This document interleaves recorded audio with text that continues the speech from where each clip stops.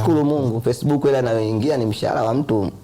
Anaongeza kama mtonyo wa kiasi gani hivi Facebook? Kwa sasa hivi ndo kwanza nimeanza kwenye fujo unaiona kwa mimi sio hela nyingi watu wanaopokea hela Facebook. Kila kwa mimi nilipotoka ni nyingi. Kama mtu unaiona kabisa kimilioni 3 kinachungulia kile.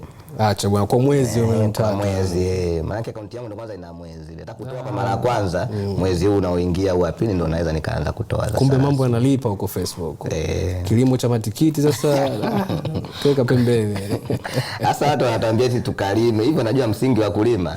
Trekta moja akili la kulimia linauza zaidi ya milioni 100. Trekta. Wanaambia tukalime, kulima kunahitaji nako msingi jamani. Kwa sasa hivi mchawi bando na simu kubwa tu. My information technology. Twa IT. IT. Sasa imekuaje ukakacha kule? Ndo mambo ya ugumu wa maisha tena. Kule bwana, chanzo cha kuacha kwanza.